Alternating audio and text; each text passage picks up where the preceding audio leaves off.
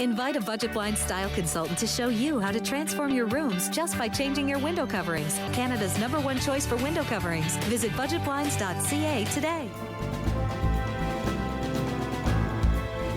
Good evening, everyone. We begin with the Bandit Pipeline Midget AAA Bobcats. Now, that is definitely a mouthful to say.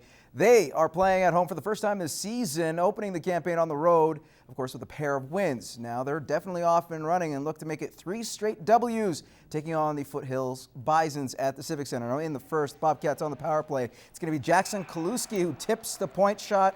It is now 1-0 for the home side.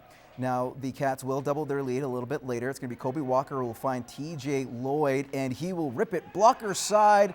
The good guys up to zip. Now, by the midway mark of this period, it's going to be the Baby Cats taking a 3-0 lead, courtesy of Braden Goulet.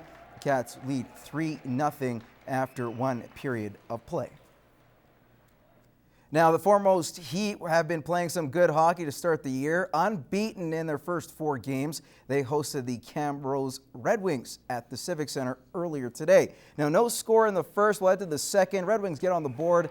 Dalen Kufer will put it away. The rebound, it's 1-0 for the Wings. Later in the period, the Heat would be shorthanded. Now, the pass to the point takes a funny bounce. There's a bit of a foot race. Dustin Lawrenson gets hauled down. Caleb Brown is there to get the shot off. The puck slowly trickles in. Lawrenson shoveling the puck as well as the player going into there. It is 1-1. We'll go to the third. Heat's Zach Smith will skate in and will wrist one past the Wings netminder.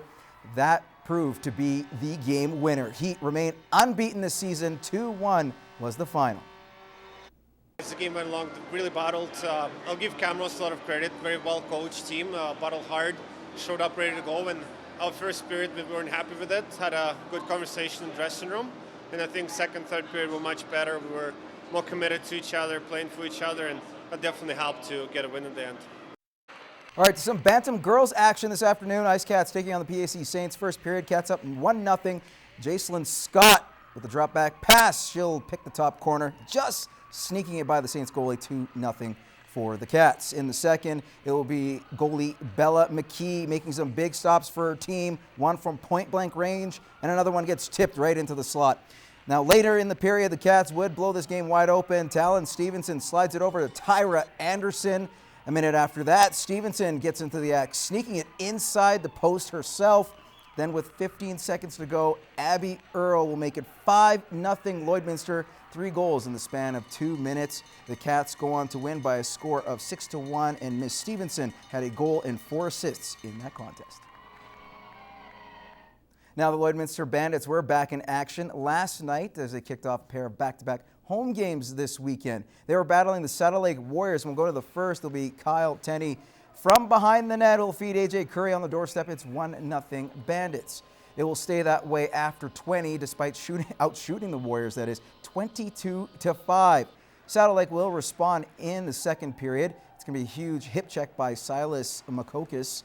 He will collect the puck, then chip it to Eric Hamlin, who sprung on a breakaway. He goes 5-hole, and we're tied up at 1 apiece. We'll fast forward to the final frame, where it's going to be Tyler Hinault, who will give the black and red the lead. 2-1 Bandits on the 41st shot on goal. Bandits will take a 3-1 lead now. Matt Delver scoring on the empty net, and that's how this one would end. 51-14 were the final shots. Adam Andrew, head coach for the Bandits, not happy. Definitely concerned on our effort level. I wasn't happy with our leadership effort. Some of our vets didn't bring their game tonight, so it's a little unfortunate. It was nice to get the 2 points, but.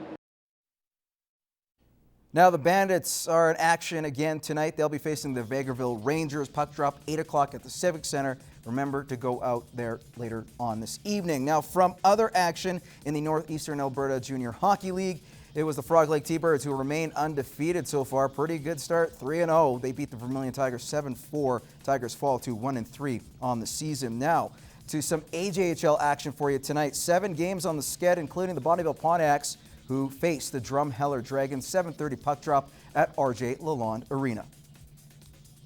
Now turning our attention to volleyball, the Lakeland Rustlers men's team wrapped up a long exhibition campaign at home this afternoon. Now the Rustlers had a handful of returnees, which is music to head coach Taylor Dyer's ears, and that will go a long way, especially with the roster made up of plenty of first-year guys.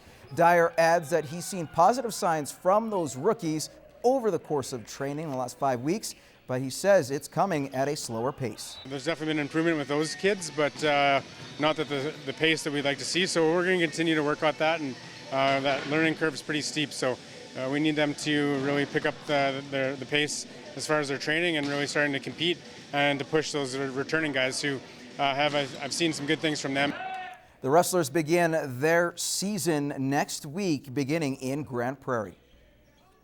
And that is all the time we have in sports. Chris Chacon has your weather details coming right up.